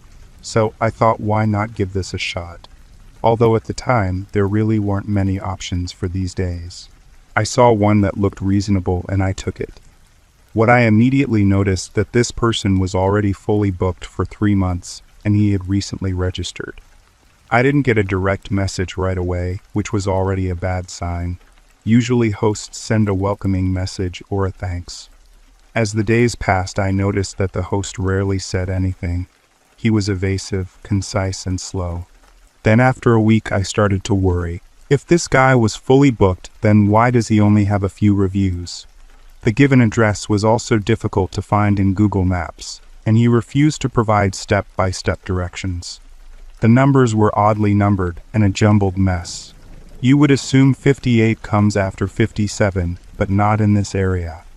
Then I arrived at the exact time at the exact door, but the neighborhood seemed very out of place and the antithesis of something that resembles UK architecture, reminding me more of a commie block in the former Soviet Union. It was full of Slavic immigrants, and the place looked so poor that the price I paid was probably way more than the weekly rent. I am not exaggerating. I checked the address, but it didn't have a name tag, a buzzer, and it looked more like a shed than an apartment. When no one answered the door, not only did I realize I'd been had, but I didn't want to stay here even if it was a real listing. I know Edinburgh quite well, only you have to keep in mind it was Easter Sunday and most hotels had no availability. Hotels that had any availability were not in the position to quote any rates they wanted. Even one that I am a regular guest with told me they were full, on which they offered me to go around to one a few streets back that had only one left for $180, saying, "You want it or not?" This is a common trick they will always play because you are desperate and will make quick decisions.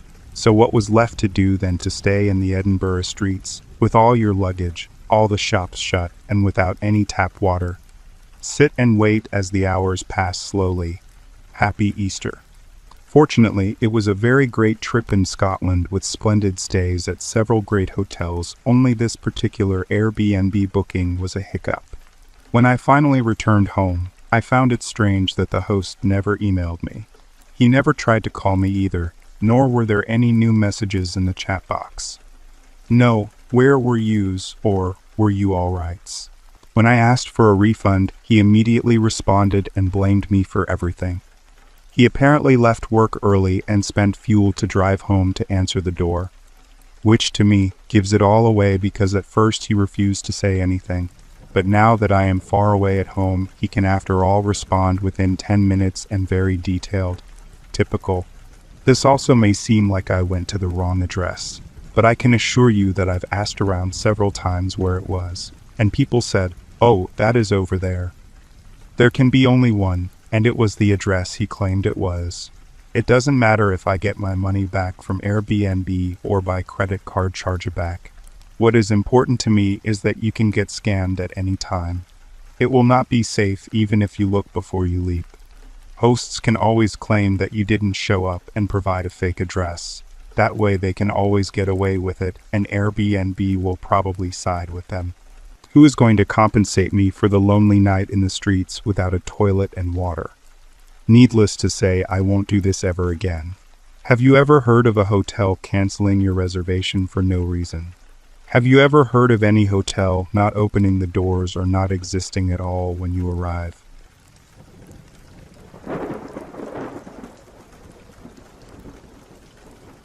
Recently, I was charged $2,800 by Airbnb, wanting $800 for a booking, and then two mysterious charges of $499 each, which were not linked with a booking on their platform, and for which I did not receive a record of receipt or any record of the charges on their platform whatsoever. Airbnb has thus far refused to provide a record or receipt of these charges. I received a refund for the charges, but was not provided any information on their basis or cause of the charges, and the charges were somehow linked with a mysterious login from California into my account. It would have been impossible to make these charges through an external login, and so it must be assumed that these charges, two charges of $499 each, were made internally without cause through their payment processor.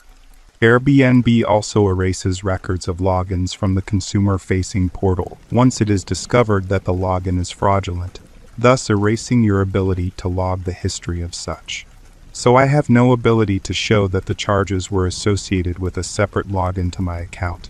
But I could honestly just provide this other information, as well as the arbitrary nature of the booking, a booking for December made in May, 7 months out. I'm considering suing Airbnb for breach of fiduciary duty.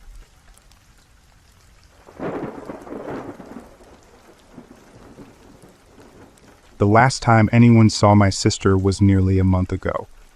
This is completely out of character for her because out of the two of us, I am the F-up and she is the responsible one. However, one day her idiot friends decided to drag her along to go camping on the other side of the state.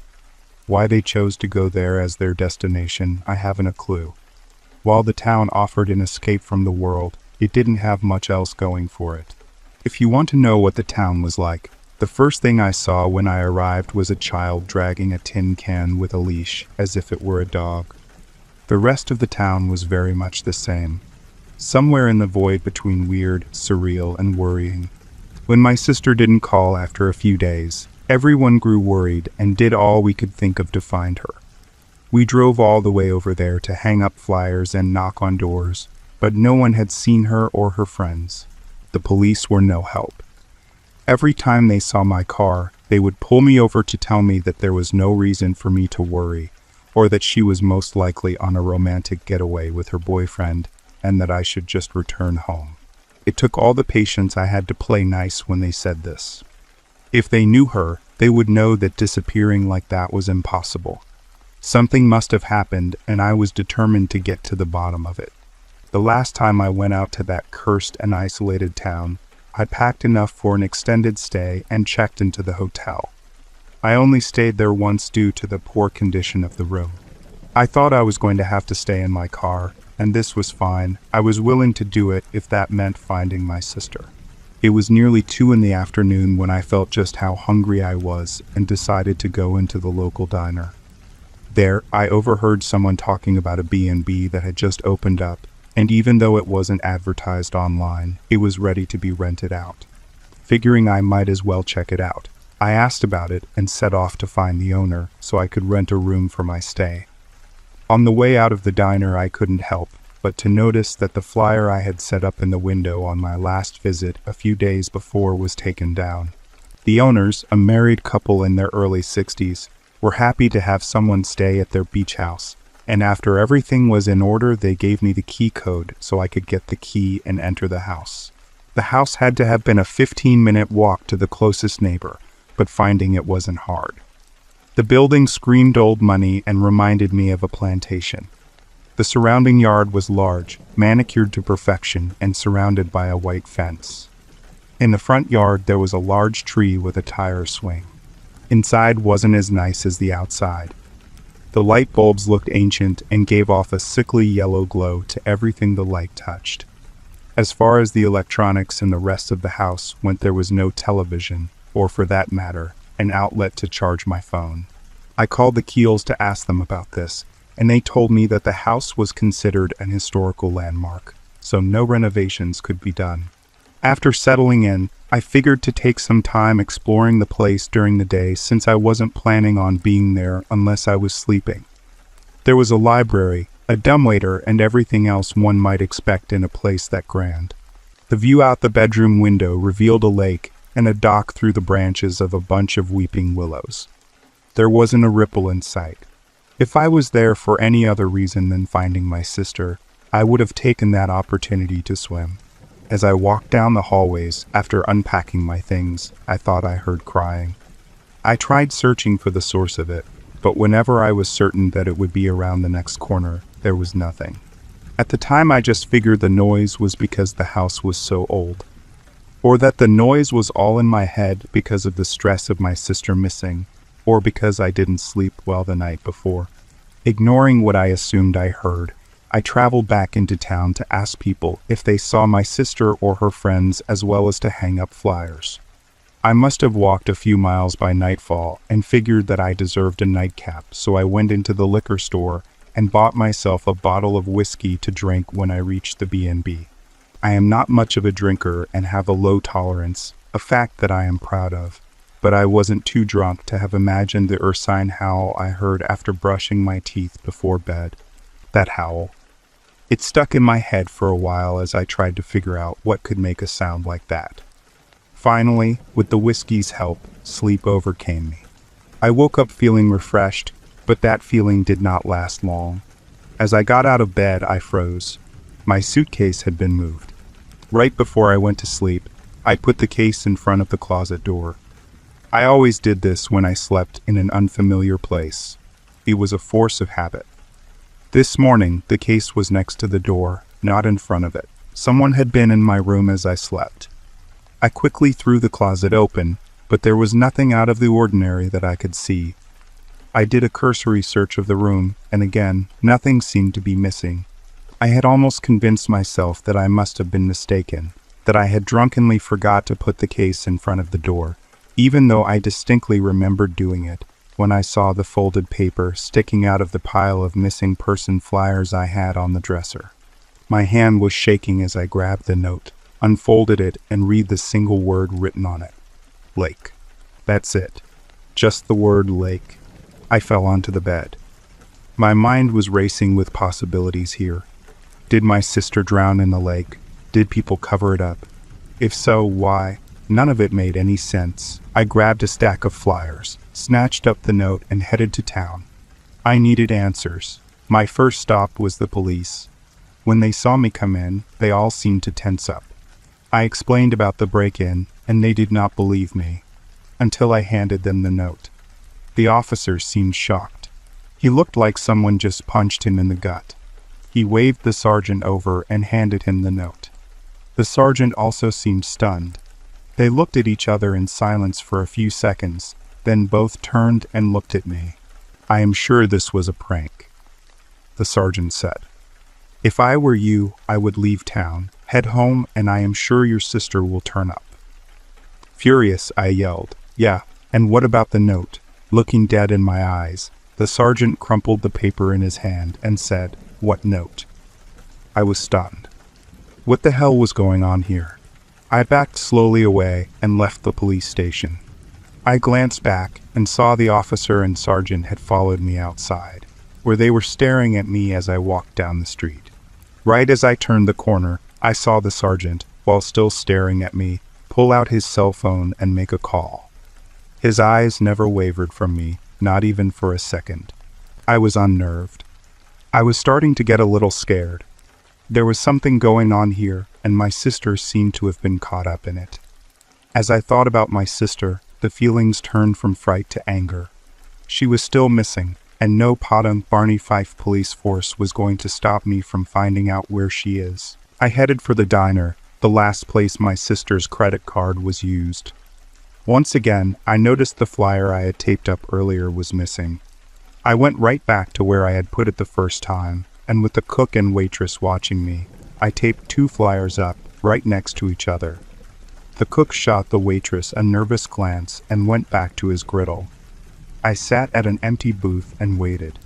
The waitress did everything she could to avoid coming over, but I just sat there smiling at her, watching everything she was doing. She kept darting glances at the cook, where he would shake his head almost imperceptibly. Finally, she had no other choice but to come and take my order. "What would you like?" she asked. She seemed so nervous she was almost shaking. "I would like 2 things," I replied, smiling. "A coffee and—" She stood there, her pencil above the notepad waiting for the rest of my order. "And information on why everyone in this town is pretending not to have seen my sister, you included." The waitress's eyes grew wide. She looked over at the cook who was shaking his head no, not even trying to be subtle about it anymore. "Please," she almost whimpered, "you need to just—" And right then, the officer from the police station walked in, pointed at me, and motioned for me to go outside. What a surprise. I mumbled to the waitress as I stood up. I was a little taken aback when I saw tears in her eyes. I was not sure if they were tears of fright, compassion, or relief, but she was obviously shaken to her core. I followed the officer outside, where he turned to me and said, "You need to leave. Now. Not tomorrow, not later. Now." "No," I snapped back. The officer got upset. "What do you mean no? I will arrest you for hassling these good people." "Then arrest me. Do it," I yelled back. It will be the first time I saw any cop in this town do anything he was supposed to do. The cop stared at me. He seemed to deflate a little bit. "Listen," he said quietly. "You need to go. That's all I am going to say. I ain't threatening you. I'm trying to protect you." And having said that, he turned on his heel and left. To say that I was confused is an understatement. I needed to regroup. I needed to try and get my head around this. I headed back to the B&B and my room, taking my food to go. And that was when I started to get some answers. I sat down to eat the food I had taken from the diner when I noticed there was something written up in the napkin. "Look on the bottom," it said. I bumped the bottom of the bag as I did this, and felt the corner of a manila envelope sticking out from beneath. I surreptitiously pulled it out. "Don't open in public" was written on the top. The handwriting seemed to match that on the napkin. I opened the envelope on the bed, and inside were just 3 short articles from the local newspaper. Body found, dam to be drained Wednesday, October 12th. The Keel Dam, named after its founder and local conservationist Jared Keel, will be drained to allow officials to search through the lake. On October 10th, Monday morning, a tourist was hiking when he came across the body of Dina Smith, who had previously been declared dead last August after she had been missing for a decade. The body's identity was confirmed through forensic testing, and evidence of foul play was found during autopsy. Local authorities have reopened the case of Dina Smith as a murder investigation. There are currently no leads. They intend to drain the lake starting at 12 p.m. on October 15th and ending at 7 p.m. on October 16th. Authorities urge you to go be seen by your doctor if you have drank directly from the lake or swam in it with open wounds. We were unable to reach Jared Keel for comment, but sources say that he is devastated with the news and hopes for a speedy investigation. Old Island to remain uncovered. New B&B to open Wednesday, September 14th. While local officials drained the Keel Lake in search of bodies, an old, nearly forgotten island was uncovered.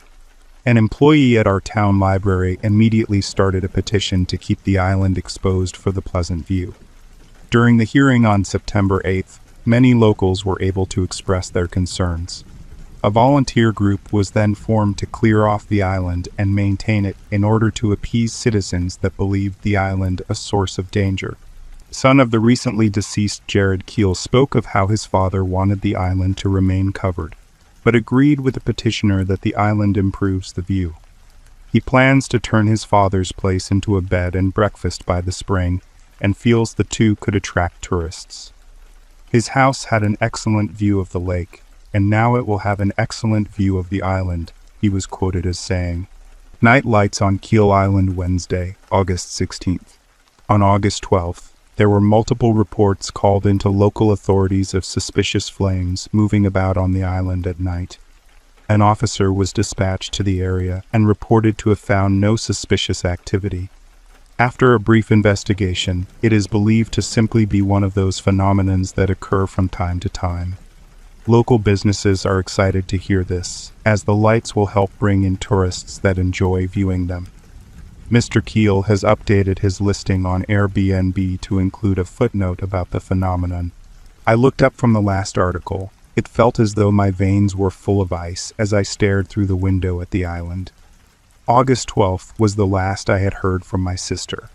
First the note, then the envelope of articles. The way the town has been acting.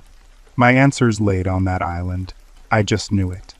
Did these lights have something to do with her disappearance? I had one more night left. I would wait till after dark, then find a way to the island.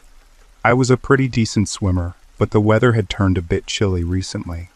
The article said something about a volunteer maintenance crew for the island. They must have a means of getting there. Perhaps a boat somewhere along the lake shore I could borrow for the night without anybody being the wiser. It was about this time that somebody began pounding on my door. I crept to the door and peeked out, but didn't recognize them. They weren't the owners, and since they didn't have on a police uniform, I could ignore them. You've overstayed your welcome. Get your ass out here, or we'll help you find a reason to leave. The larger of the two yelled. How about no? I thought as I crept around and left out the back door.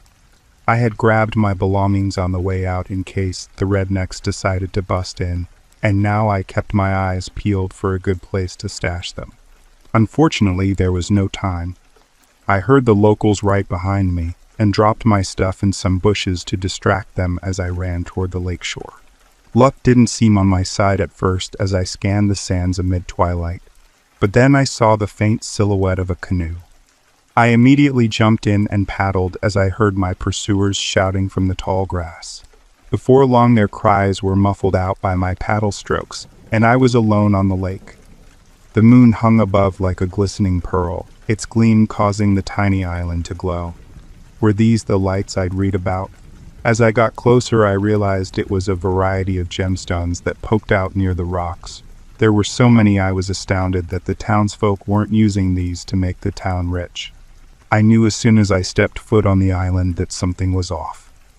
The air felt cold and rigid, and no wind blew. There wasn't even green grass.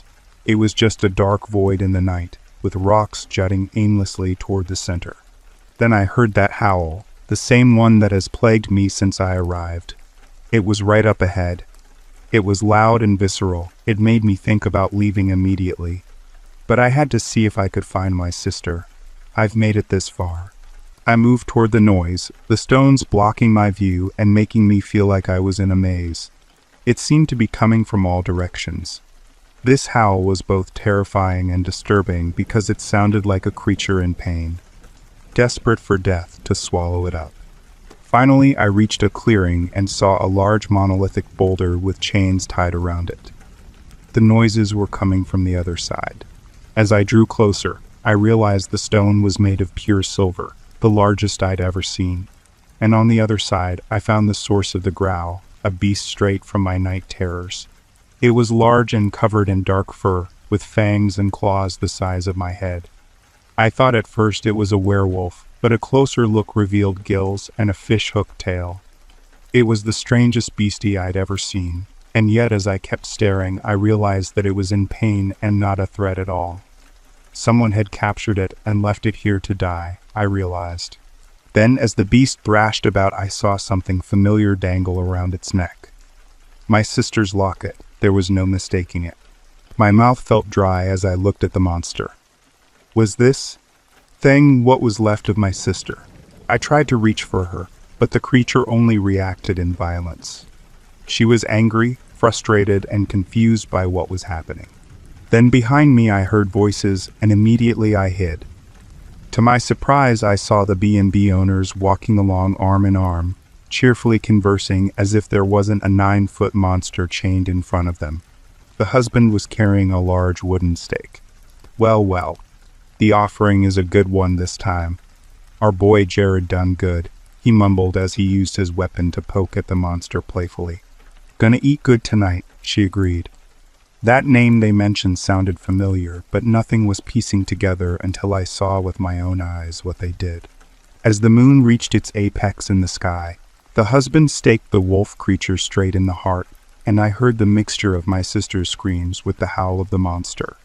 It took all my strength to not stop them. The wife took out 2 goblets from her purse, and they used them to pour blood from the wound into, and then both drank greedily. The older couple jerked and started to convulse, their bodies suddenly swollen and reverting to an earlier age. Before I knew what was happening, they looked even more youthful than I, and it was then I recognized their faces. The same ones I had seen in the article when referring to the Keels, but they were supposed to be long dead. This monster, this ritual, was keeping them alive. They laughed to themselves as they finished their bloody work and left my sister to bleed out. My own blood boiled as I heard them talking about their next victim near the shore, me. We need to find that boy who came to the cabin. You know these things run in packs. If we can turn him into his monster form and chain him up too, we will have another century to ourselves, the wife chuckled. Why should we do the work? The townsfolk have tried to betray us and send him away. I say we make those yokels do our dirty work, or it will be their skin we grind up. Ha! They sailed away as I shook away my desperation and frustration and turned toward my sister. They used you like cattle, and they'll do the same to me, I realized fearfully. I tried to recall the old legends of how someone could turn into a werewolf, a dream of revenge springing into my mind. Using my sister's large claws, I cut myself straight across the face, deep enough for the venom in her to deep into my blood. As soon as I felt it, my body convulsed and I shook in pain. Except I knew I wasn't going to be gaining any youth from this. My goal would be to find the Keels and destroy them, make them suffer for what they'd done. I took the canoe back to the B&B and locked myself in as the transformation begins. Unfortunately, I think this means I will lose all sense of my sanity, of my humanity. I am fearful of when this moment comes, but also I know I will have to embrace it. I must pray the locals can hunt me down and end this cruel life. With both me and the Keel family dead, maybe this lake could finally be a proper tourist trap. It's a hopeful thought to hold on to as I slip away from sanity and join the animal kingdom. I leave all this in the journals here to be found by their next visitor, I suppose. If you're reading this, it likely means the Keels are still alive and I have failed. Beware the lake. Beware the island, and most of all, beware of the howls. For I cannot control what I shall do next. Thanks for listening. If you like our work, do subscribe because your support helps us keep this channel alive.